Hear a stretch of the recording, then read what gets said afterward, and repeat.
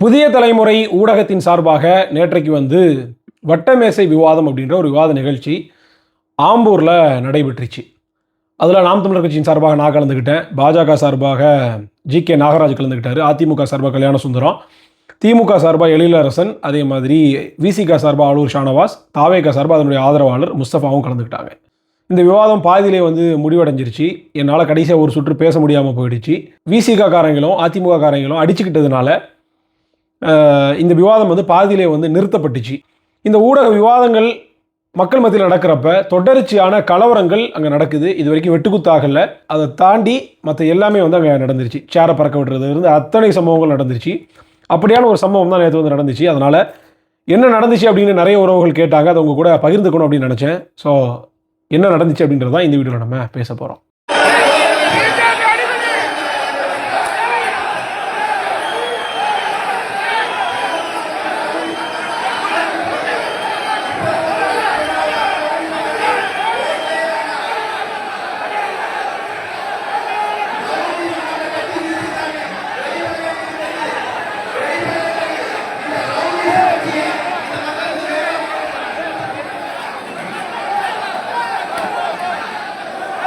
2026 களம் யாருக்கு சாதகமாக இருக்கிறது அப்படின்றது தான் தலைப்பு. அந்த தலைப்பில் முதல்ல முஸ்தபா பேசினார், அப்புறம் நான் பேசினேன், அப்புறம் பாஜக சார்பாக அவர் பேசினார், ஆளூர் ஷானவாஸ் பேசினாங்க, கல்யாண சுந்தரம் பேசினார், அப்புறம் திமுக காரங்க பேசினாங்க. முதல் சுற்று இப்படி முடிஞ்சிருச்சு. ஏன்னா முதல் சுற்று குறுக்கிடக்கூடாது, யாருமே குறுக்கிடாமல் சுமூகமாக முடிஞ்சிருச்சு.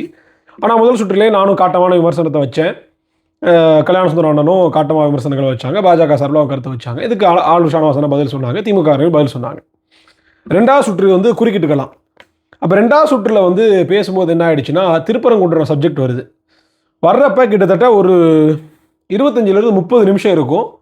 3 பேர் மட்டும்தான் மாறி மாறி மாறி மாறி பேசிக்கிட்டே இருந்தாங்க. முதல்ல முஸ்தபா திருப்பரங்குன்றம் மேட்டர் ஆரம்பித்து வச்சார், கல்யாண சுந்தரம் எடுக்க, ஷானவாஸ் எடுக்க, அப்புறம் எழிலரசன் எடுக்க, இப்படி இவங்களே மாறி மாறி பேசிகிட்டு இருந்தாங்க. நான் நம்ம சுற்று நேரம் வரட்டும்னு சொல்லிட்டு நான் ரொம்ப அமைதியாக இருந்துட்டேன். இப்போ இந்த நிலையில் என்ன ஆகுதுன்னா, நான் ஒரு 30 நிமிஷத்துக்கு மேலே பேசாமே அமைதியாக இருக்கிறத பார்த்துட்டு நம்ம ஆட்கள்லாம் அங்கேருந்து எந்திக்கிறாங்க.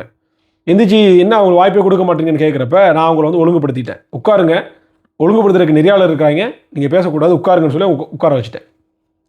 அப்போ இன்பிட்வீன் இந்த விவாதம் காரசாரமாக போக போக என்ன ஆகுதுன்னா, தனிநபர் தாக்குதலில் இது போகுது. அப்போ என்ன சொல்கிறாங்கன்னா, திருமாவளவனை அண்ணன் கல்யாண சுந்தரம் முதல்ல விமர்சிக்கிறாங்க. திமுகவினுடைய கொத்தடிமை கட்சியாக விசிக இருக்குது அப்படின்னு சொல்கிறாங்க. தனிநபர் தாக்குதல்ன்றதை தாண்டி ஒரு காட்டமான விமர்சனம்னு வேணால் சொல்லலாம் அதை. அப்போ அதுக்கு ஷானவாசன் பதில் சொல்கிறாங்க, மறுபடியும் கல்யாண சுந்தரம் பதில், இப்படி மாறி மாறி 2 பேரும் சொல்லிட்டு இருக்கிறப்ப அண்ணனுக்கு பிளாஸ்டிக் சேர் தான் கொடுக்குறாங்க, அதே பரிதாபமாக இருக்குன்ற மாதிரி கல்யாண சுந்தரம் சொல்ல, அவர் நானாவது பிளாஸ்டிக் சேரில் உட்காந்துருக்கேன், நீங்கள் தவுண்டலில் போனீங்கன்னு அவர் செய்கை பண்ணி காமிக்க, இப்படி 2 பேரும் பேச அது ஒரு மோதல் போக்கில் உண்டாகுது. அப்போ அங்கேருந்த விசிகாரங்க என்ன பண்ணிட்டாங்கன்னா, திமுகனுடைய கொத்தடிமையாக திருமாவளவன் இருக்கிறாரு, விசிகாரங்க இருக்கிறாங்கன்னு சொன்ன உடனே அவனுக்கு அது பொறுக்க முடியாமல் சேரை தூக்கி மேடையில் வீசிட்டாங்க. அதுதான் நீங்கள் முதல் வீடியோவில் பார்த்துருப்பீங்க. அப்போ என்ன அப்படின்னா, முதல்ல ஒரு விவாதம் பொது நிகழ்ச்சி நடக்குது அப்படின்னா, அந்த நிகழ்ச்சி அப்படின்றத எதுக்காக ஊடகங்கள் மக்கள் முன்னாடி நடத்துகிறாங்க அப்படின்னா, அது ஒரு ரொம்ப ரியாலிஸ்டிக்காக இருக்கணும் அப்படின்றதுக்காக தான் நடத்துகிறாங்க. அப்போ வந்திருக்கக்கூடிய நபர்கள் எல்லாருமே வெறுமனே பார்வையாளர்கள் மட்டும்தான். அவர்களுக்கு கருத்து சொல்வதற்கோ, இல்லை கருத்து சொல்பவர்களை இடைமறிப்பதற்கோ, இல்லை கவுண்டர் கொடுப்பதற்கோ எந்த உரிமையும் கிடையாது. Irrespective of all political parties, எல்லா அரசியல் கட்சிகளுடைய தொண்டர்களுக்கும் அதை பார்ப்பதற்கான, கைத்தட்டுவதற்கான, விசிலடிப்பதற்கான உரிமைகள் மட்டும்தான் இருக்குதே ஒழிய, குறுக்க புகுந்து மறிப்பதற்கு, அவர் கருத்து சொல்லக்கூடாதுன்னு சொல்லாமல் இருப்பதற்கு எந்த தார்மீக உரிமையும் கிடையாது. கல்யாண சுந்தரம் அண்ணனை தொடர்ச்சியாக குறுக்கிட்டுக்கிட்டே இருந்தார், அதை அண்ணன் தவிர்த்திருக்கலாம், அவர்களை பேச அனுமதிச்சிருக்கலாம். அப்போ அதை இது தவறாக இருக்குன்னா அதை நெறிப்படுத்துறதுக்கு நெறியாளர் இருக்கிறாங்க, எதிர்த்து பேசுறதுக்கு கருத்துரையாளர்கள் இருக்கிறாங்க. இன்னும் சொல்ல போனால் நம்ம கட்சி சார்பில், நாம் தமிழர் கட்சி சார்பில் பேசுறதுக்கு நான் ஒருத்தன் தான், தாவேகா சார்பில் பேசுறதுக்கு அவருடைய ஆதரவாளர் முஸ்தபார்கள் மட்டும்தான். ஆனால் அதிமுகவுக்கும் திமுகவுக்கும் என்ன ஃபேவர்னா, அதிமுக பாஜக 2 பேருமே அவங்க கூட்டணிக்காக பேசுறதுக்கு 2 பேர். இந்த பக்கம் கூட்டணியில் கல்யாண சுந்தரம் அண்ணன் பேசுகிறாங்க, ஜி.கே. நாகராஜ் பேசுகிறாரு, அந்த பக்கம் ஷானவாஸ் அண்ணன் பேசுகிறாப்புல, எழிலரசன் பேசுகிறாப்புல. அப்போ நமக்கு 10 நிமிடம் நேரம்னா அவங்களுக்கு கூட்டணி 10-20 நிமிஷம். அப்போ அவங்களுக்கு 2 வாய்ப்பு இருக்குது. இவர் விட்டது அவர் பேசுகிறாரு, அவர் விட்டது இவர் பேசுகிறாரு. ஷானவாஸ் விட்டது எழிலரசன் பேசுகிறாப்புல, எழிலரசன் விட்டதை ஷானவாஸ் சொல்கிறாப்புல. இப்படி 2 வாய்ப்பு அவங்களுக்கு. அப்போ 2 வாய்ப்பு இருக்கக்கூடிய அவர்களுக்கு போதுமான நேரம் உண்டு. இப்போ நம்ம ஒரு நபர் போடுறதுனால நமக்கு 2 பேருக்கான வாய்ப்பு தர போகிறாங்களா? இல்லை. நமக்கு 10 நிமிடம்னா 10 நிமிடம் தான். அப்போ அந்த 10 நிமிடங்களுக்குள்ளாக நாம் எல்லாரையும் பேச வேண்டியிருக்கு. 2 வாய்ப்பு இருக்கிற அதிமுகவும் பேச வேண்டியிருக்குது, 2 வாய்ப்பு இருக்கிற திமுகவும் பேச, கூட்டணி கட்சியும் பேச வேண்டியிருக்கு, 1 வாய்ப்பு இருக்கிற தாவேகா. அப்போ 5 பேருக்கு நம்ம கவுண்டர் கொடுக்க வேண்டி இருக்குது ஒரு ஆளாக உட்கார்ந்து கொண்டு. ஆனால் அவங்களுக்கு அந்த வாய்ப்பு இல்லை, 2 வாய்ப்பு இருக்குது. அப்போ அப்படி இருக்கக்கூடிய வேலையில் நம்மளுடைய உறவுகள் சகிச்சுட்டு இருக்கிறாங்க. ஆனால் என்னடான்னா திருமாவளவன் மீது ஒரு விமர்சனத்தை வைக்கிறாங்க. நீங்களாம் பொது தொகுதிக்கு ஆசைப்படலாமான்னு கருணாநிதி கேட்டாரே, அதை வன்னியரசனை வெளிப்படுத்தினாருன்னு சொன்னது 1, பிளாஸ்டிக் சேர் தானே கொடுக்குறாங்கன்னு சொன்னது 2, திமுகவுடைய கொத்தடிமையாக மாறி இன்றைக்கு விசிகா வந்து தேய்ந்து போயிருக்குதுன்னு சொன்னது 3. இந்த 3 விமர்சனத்தை கல்யாண சுந்தரம் விசிகா மேலே வைக்கிறாங்க. அப்படி வைக்கிறதுக்கு ஆளும் ஷானவாஸ் பதில் சொல்லிட்டு போறாரு. அதுக்கு தானே உங்க எம்எல்ஏ உட்காந்துருக்காரு, அவரும் பதில் சொல்றாரு. ஆனா முதலாக இதை பொறுக்க முடியாமல் சேர தூக்கி எறிந்து இந்த ரவுடிசம் பண்ண தவறு இல்லையா? இப்ப நிகழ்ச்சியில் என்ன ஆயிடுச்சுன்னா, இவங்க பண்ண அதிமுக காரங்களும் விசிகா 2 பேரும் திமுக காரங்க இவங்க அடிச்சுக்கிட்டதுனால கடைசியில் இறுதி சுற்று வாய்ப்பு எனக்கு மறுக்கப்பட்டுருச்சு.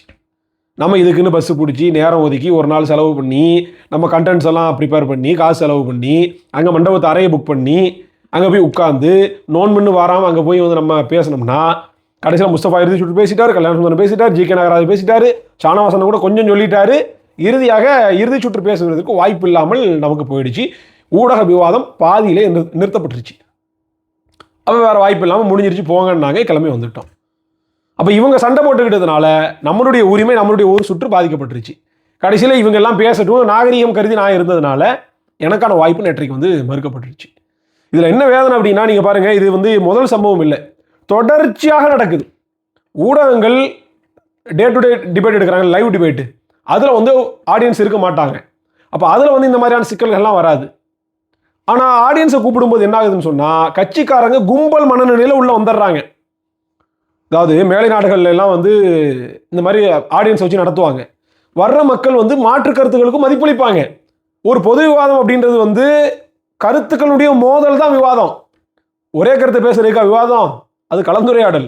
இப்போ விவாதம் என்பதே காரசாரமாக நேர் எதிர் சித்தாந்தங்களும் கட்சிகளும் கருத்துக்களும் அரசியல் புரிதல்களும் வேறுபாடுகளும் உள்ளதுதான் விவாதம். அப்போ கருத்துக்களின் மோதலாக இருக்கிறப்ப அதுதான் வந்து விவாதமாக இருக்கிறப்ப அந்த விவாதத்தில் உட்காந்துக்கிட்டு என் கட்சியை பற்றி பேசக்கூடாது, என் தலைவரை பற்றி பேசக்கூடாதுன்னா அதுக்கு விவாதமே தேவையில்லையே, நடத்த வேண்டிய அவசியமே இல்லையே. அப்போ என்னன்னா கும்பல் மனப்பான்மையில் வந்து உட்காந்துக்கிறாங்க. உட்காந்துக்கிட்டு இப்போ நீங்கள் பாருங்கள், இப்போ நாம் தமிழர் கட்சினா நமக்கு வந்து நம்ம ஒரு கட்சி, நம்ம கட்சிக்கான ஆதரவாளர்கள் 50 பேர் இருப்பாங்க. ஆனால் இவங்களுக்கு என்ன ஃபேவர்னா, இப்போ திமுக 50 பேர், அதிமுக இவங்க விசிக்கு 50 பேர்னா 100 பேர் ஆயிடுறாங்க. பாஜக 50 பேர், அதிமுக 50 பேர்னா 100 பேர் ஆயிடுறாங்க. அப்போ நம்ம 40 பேர் 50 பேர் இருக்கிற இடத்துல நம்மளை விட 2 மடங்கு உங்கள் ஆட்கள் அதிகமாக இருக்கிறாங்க. அப்போ என்ன ஆயிருன்னு சொன்னால், நாம் பெருசா நீ பெருசான்ற அங்கே சண்டை வந்துடுது.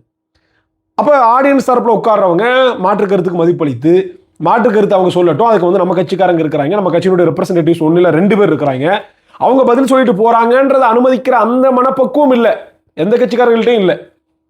நம்ம உறவுகள் கண்ணியம் காத்தாங்க அந்த இடத்துலையும். அப்போ என்னடான்னா இந்த இந்த கருத்துக்கள் மோதுறப்ப கீழே உட்காந்துக்கிட்டு கவுண்டர் கொடுக்கறது, கொச்சையான கருத்துக்கள், டே பொட்ட பயிலன்னு கேட்கறது, இடியாப்போன்னு கத்துறது, சேமியான்னு கத்துறது, இப்படி பல கவுண்டர்ஸ் கீழே இருந்து வருது. கேட்கறதுக்கு அவ்வளவு கூச்ச நச்சமாக, நாகரிகமே குறைந்தபட்ச நாகரிகம் கூட இவங்ககிட்ட இல்லை. அப்போ தொடர்ச்சியான இந்த மாதிரியான விவாதங்கள் நடக்கிறப்ப கைகலப்பில் போய் முடிகிறதுக்கான எல்லா சாத்தியக்கூறு நேரத்துக்கு வந்து அடிக்க போயிட்டாங்க. திமுக காரர் கருப்பு சிவப்பு துண்டை போட்டு விட்டு மேலே வந்து கல்யாண சுந்தரம் சட்டையை பிடிச்சிட்டாரு. அது மாதிரி அந்த பக்கம் ஷானவாசனுக்கும் நடைபெற்றதை பார்த்தா அந்த பக்கம் ரொம்ப கூட்டமாக இருந்தாலும் தெரியல, இது பக்கத்து உட்கார்ந்தாலும் ரொம்ப தெளிவாக தெரிஞ்சுது. கல்யாண சுந்தரம் பிடிச்சி தள்ளி விட்டாங்க. அப்போ கருத்தை முன் வைக்கிறாரு, அது உங்களால் ஏற்றுக்க முடியலன்னா வெளியே போங்க. இல்லை உங்கள் கட்சிக்காரர் ஒருத்தர் இருக்கிறாரு, அவர் பதில் சொல்லுவார். ஷானவாசனுக்கு பேச தெரியாதா? விவாத புலி அவர் பதில் சொல்லிட்டு போறாரு. தனிநபர் தாக்குதல்லாம் அவர் எதிர்கொண்டு போறாரு. இல்லை அதை நெறிப்படுத்த நெறியாளர் இருக்கிறாங்க, நெறியாளர் பார்த்துட்டு போறாங்க. நீங்க யார் சேர தூக்கி வீசுறதுக்கு? உங்களுக்கு என்ன அனுமதி இருக்குது? இல்லை மேடையில் நிற்கிறாங்க, மேடையில் 50 பேருங்க, மேடையில் ஏற விட்டுட்டாங்க. அப்போ இந்த கும்பல் மனநிலை ரொம்ப ஆபத்தானது இல்லையா? நேற்றைக்கும் அந்த மாதிரி தான். அங்கே பார்த்துக்கிட்டோம்னா தந்தி தொலைக்காட்சியில் துரைமுருகனை கலந்துக்கிட்டாங்க. அதில் தாவேகா சார்பாக மதிவானன் ஒரு ஆதரவாளர். இந்த தாவேகா காரங்க போடுற ஆட்டம் இருக்குதே, நண்டு சுண்டுகள் உட்கார்ந்துக்கிட்டு எந்த புரிதலும் கிடையாது, எந்த சிந்தனை தெளிவும் கிடையாது, ஒரு இலவும் கிடையாது. உங்களுக்காக பேசுறதுக்கு மேலே ஒருத்தர் இருக்காரு, இவன் உட்காந்து கீழே கவுண்டர் கொடுத்துக்கிட்டு இருப்பான். எதுக்கும் கட்டுப்படாத கும்பல் இந்த கும்பல். அவங்க நேற்று துரைமுருகன் அண்ணனுக்கு ஏதோ பெரிய மிரட்டெல்லாம் விட்டுருக்கானுங்க. அப்போ தந்தி தொலைக்காட்சியிலேயே நடத்தினாலும் இப்படித்தான், அப்புறம் மக்கள் மன்றம், இந்த வட்டமேசிவாதம், எதுக்கு போனாலும் இந்த மாதிரி பிரச்சனை வரும் அப்படின்னா இது எப்படி இப்போ ஜனநாயகத்தில் வந்து இந்த கருத்து மோதல்கள் வந்து இருக்கக்கூடாதுன்னு நினைக்கிறீங்களா? இது அப்பட்டமான ஃபாசிசம் இல்லையா? அப்போ எங்கே போனாலும் ரவுடிசமையா பண்ணுறீங்க. என்ன தேவை வந்துச்சு? உங்கள் சார்பாக பேசுறதுக்கு ஒருத்தர் இருக்காரு, அவர் பேசும்போது கை தட்டுங்க. இவர் பேசுகிறது பிடிக்கலன்னா காதை முடிக்குங்க, அவ்வளோதானே. அவ்வளோக்கும் முடிக்கலாம், நிகழ்ச்சிக்கு வராதிங்க. இல்லை நிகழ்ச்சி விட்டு எழிஞ்சு போயிருங்க, வெளியே போயிட்டு திரும்ப வாங்க. மாற்று கருத்துக்கு பேசுகிறவங்களுக்கு வந்து நீங்கள் மதிப்பளிக்க மாட்டீங்கன்னா அது என்ன ஒரு புரியல எனக்கு. அப்போ எங்கே போனாலும் விசிகாக்காரங்க இந்த மாதிரி சேர் தூக்கி வீசுறது, இந்த மாதிரி ரவுடிசம் பண்ணுறது, இந்த வேலைகளை பார்த்தீங்கன்னா இது எப்படி சரியாக இருக்கும்? அப்படின்ட்டு ஊடக விவாதம் பாதியிலே வந்து முடிவடைஞ்சிருச்சு. அப்போ ஊடகங்கள் இதை என்ன செய்யணும்? நெறிப்படுத்தணும். இவங்க இவ்வளோத்துக்கு இந்த சேர் தூக்கி வீசுறதுக்கும், இந்த அடிக்க வர்றதுக்கும், கீழே இருந்து இவ்வளோத்துக்கு கெட்ட கெட்ட வார்த்தைகளை கவுண்டர் கொடுக்கறதுக்கும் என்ன காரணம்? கும்பல் மனநிலை காரணம், எண்ணிக்கை காரணம்.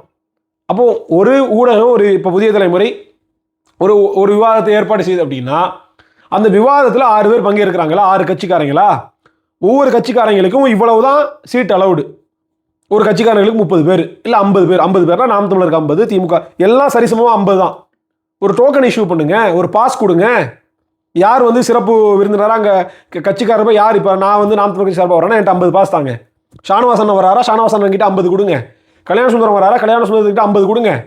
அதிமுகலையா 50 பேர் தான் உள்ளே வரணும். பாஸ் யாருக்கு இருக்குதோ அவங்களுக்கு தான் என்ட்ரி. இப்படி கொண்டு வந்தீங்கன்னா எல்லாம் சம அளவில் ஸ்ட்ரென்த்தில் இருப்பாங்க. கும்பல் மனநிலை குறையும். இப்போ நாம் தமிழ் கட்சிக்காரன் 40 பேர் இருக்கான், இல்லை 50 பேர் இருக்கான். விசிகாரன் 70 பேர் 80 பேர் 100 பேர் இருக்கான்னா அவனுக்கு கும்பல் மனநிலை அதிகமாகிடுது. தாவேகாரன் வந்து 100 பேர் இருக்கான்னா அவனுக்கு கும்பல் மனநிலை அதிகமாகிடுச்சு. அப்போ என்ன ஆகிடுதா? நாம தான் மெஜாரிட்டி. இங்கே நாம நினைக்கிறதா எல்லாம் நடக்கும். நாம் இங்கே சண்டை போடுறதெல்லாம் டிவியில் வரும்னு அவன் நினச்சிக்கிட்டு இருக்கிறான். ஆனால் எல்லாத்தையும் எடிட்டர் கட் பண்ணி தூக்கிடுவாங்கன்றது டுபாக்கு தெரியல. அப்போ எத்தனை தடவை பேசினாலும் பேசுகிறத இடைமறிக்கிறது, கீழேருந்து கெட்ட வார்த்தையில் கவுண்டர் கொடுக்கறது, கெட்ட வார்த்தையில் பேசுறது, இன்னும் சொல்லப்போனால் செருப்பு தூக்கி விடுறது, இந்த மாதிரியான விரும்பத்தகாத எத்தனை சம்பவங்கள் நடக்குது. நாம் நம்மளுடைய நேரத்தை ஒதுக்கி இந்த விவாதங்களை மதிப்பளித்து நம்ம கட்சிக்கு ஒரு பிரதிநிதித்துவம் வேணும்னு தான் நாம் வந்து போகிறோம். இப்போ சென்னையிலேருந்து ஆம்பூர் வரைக்கும் நம்ம போய் பேசி நம்ம திரும்பி வரணுன்றது நமக்கு என்ன வேத்தொடியுதா?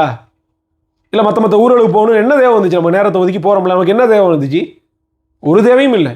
அப்போ நம்ம கட்சிக்கான ஒரு அங்கீகாரம், நம்ம கட்சிக்காக பேச கூப்பிடுறாங்க, நம்ம கட்சிக்கான ஊடகத்தில் ஒரு அங்கீகாரம் தர்றாங்கன்னு தானே நம்ம போகிறோம். அப்போ ஊடகங்கள் இதை நெறிப்படுத்தணும். நான் தொடர்ச்சியாக பல பேர்கிட்டையும் சொல்லிட்டு வரேன். பாஸ் அடிங்க, ஒரு பாஸ் அடித்து அதை கொடுங்க, இஷ்யூ பண்ணுங்க, கியூஆர் கோடோட கொடுங்க. இந்த பாஸ் வந்து 50 பேர் தானா, வாயிலில் ஒருத்தரை வச்சுக்கிட்டு மற்றவங்களாம் அனுமதி இல்லை வெளியே போங்கன்னு துரத்தி விட்டுருங்க. அப்போ சம எண்ணிக்கையில் இருக்கிறப்ப இந்த கும்பல் மனப்பான்மை வராது. இது அடிப்படை. அப்போ மேற்கத்திய நாடுகள்லாம் இருக்கக்கூடிய மனப்பக்குவம் இங்கே வரணும். மாற்று கருத்து பேசட்டும், மாற்று கருத்துக்களை வைக்கட்டும், கருத்துக்கள் மோதட்டும், எது சரியான கருத்தாக இருக்குதோ மக்கள் தேர்ந்தெடுத்து போட்டும். அப்போ அதை விட்டுட்டு செருப்பு தூக்கி எறிகிறது. அதே மாதிரி தான் ஸ்ரீதரன் கலந்துக்கிட்ட ஒரு விவாத நிகழ்ச்சியில் அதில் வந்து நாம் தமிழ் கட்சி சார்பாக வழக்கறிஞர் ஸ்ரீதர் பங்கெடுக்கிறாரு. திமுகவின் சார்பாக எப்பயும் போல 2 பேர், ஒன்று திமுக ஆதரவு நம்ம அண்டா செந்தில்வேல் அண்ணன் வந்து கலந்துக்கிட்டாப்புல, அதே மாதிரி வன்னியரசு விசிகா சார்பில் கலந்துக்கிட்டாங்க. அப்போ இதில் வந்து ஈவரா பெரியார் குறித்து பேசும்போது அங்கேயும் இந்த பெரியாரிச ரவுடி கும்பல் ஈவராவினுடைய ரசிகர்கள் என்ன பண்ணுறாங்க அப்படின்னா செருப்பு தூக்கி வீசுகிறான் ஒருத்தன், ஒரு அயோக்கிய பையன்.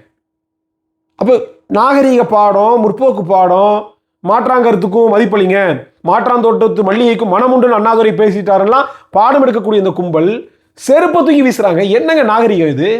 அது நாஞ்சில் சம்பத்து மூஞ்சில் போய் விழுந்திருக்கு.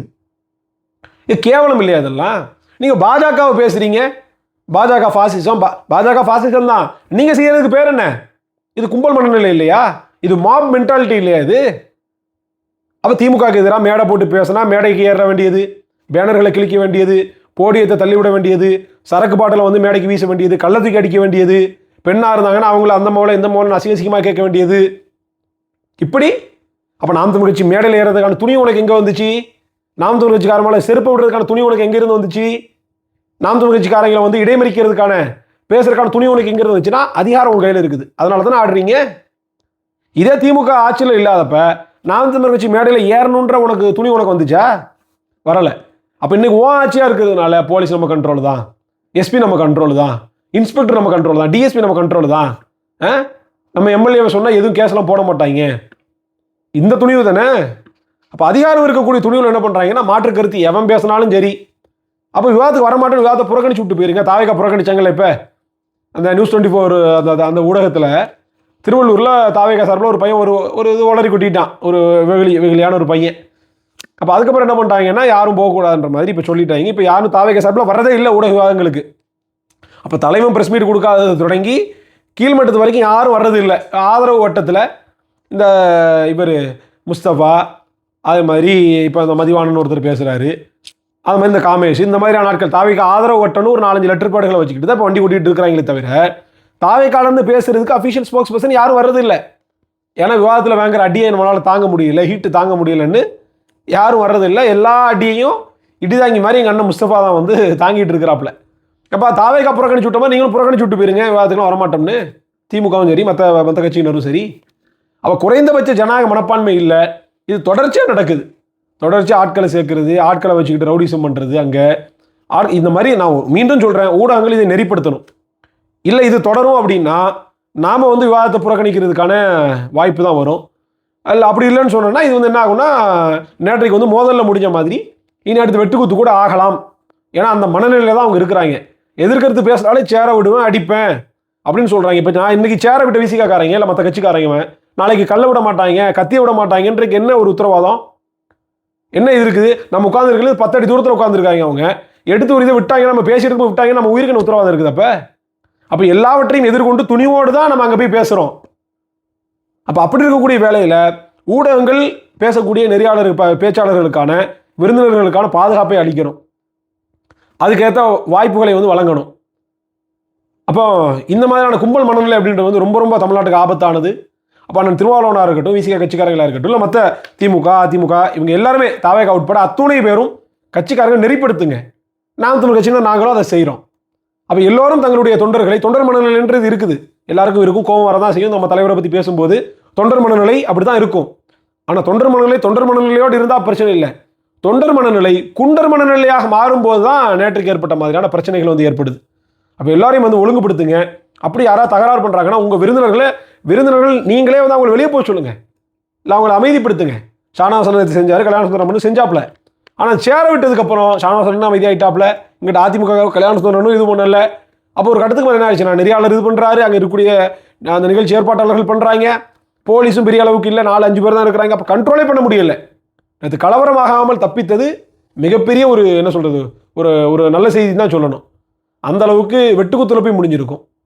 அவள் இப்படியான மனநிலையை தொடர்ந்துச்சு அப்படின்னா ஊடகங்களில் பேசுறது குறித்து நம்ம வந்து பரிசீலிக்க வேண்டி வரும். இருந்தாலும் இத்தனை கும்பல் மனநிலைக்கு மத்தியிலையும் இத்தனை பேர் நம்ம ரவுடிசம் பண்ணாலும் நம்மளுடைய கருத்தை, நம்மளுடைய கட்சியோட நிலைப்பாட்டை, நம்மளுடைய அரசியல் பார்வையை நம்ம வந்து தெளிவாக முன் வச்சிருக்கிறாங்க. 2 சுற்றுகள் முழுமையாக பேசுறதுக்கான எனக்கு வாய்ப்பு கிடைச்சிது. அந்த வாய்ப்பு வழங்கிய புதிய தலைமுறைக்கு மிக்க நன்றி. நேற்றைக்கு வந்து புதிய தலைமுறை ஊடகத்தின் சார்பாக அந்த நிகழ்ச்சி முடிஞ்சதுக்கப்புறம் இந்த மாதிரி கடைசி சுற்று பேச முடியல அப்படின்னு ரொம்ப வருத்தப்பட்டு அவங்களுடைய இதையும் தெரிவித்தாங்க. அவங்களுடைய இதுக்கும் எனக்கு வந்து மனமார்ந்த நன்றிகள். அடுத்த முறை இந்த மாதிரி நடக்காமல் புதிய தலைமுறை மட்டும் எல்லா ஊடகங்களுக்கும் அதுக்கான பொறுப்புகள் இருக்குது, விருந்தினர்களுக்கான பொறுப்புகள் இருக்குது. எல்லாவற்றுக்கும் மேலாக கட்சியினுடைய தொண்டர்களுக்கு அந்த பொறுப்பு மிக மிக முக்கியமானதாக இருக்குது. அதில் நாம் வந்து உறுதியான நின்று இந்த ஜனநாயகத்தில் வந்து கருத்து மோதல்கள் என்பது இயல்பு. அந்த இயல்பை புரிந்து கொண்டு நம்ம கருத்து வரும்போது நம்ம கட்சிக்காரர்கள் பேசும்போது நாம் வந்து கை தட்டுவோம், ஆரவாரம் செய்வோம், மற்ற நேரம் பல்ல கடிச்சிக்கிட்டு அமைதியாக இருப்போம் அப்படின்னு சொல்கிறது தான் ஜனநாயகத்திற்கு நல்லது. அதுதான் வந்து தமிழ்நாட்டினுடைய எதிர்காலத்திற்கும் நல்லது.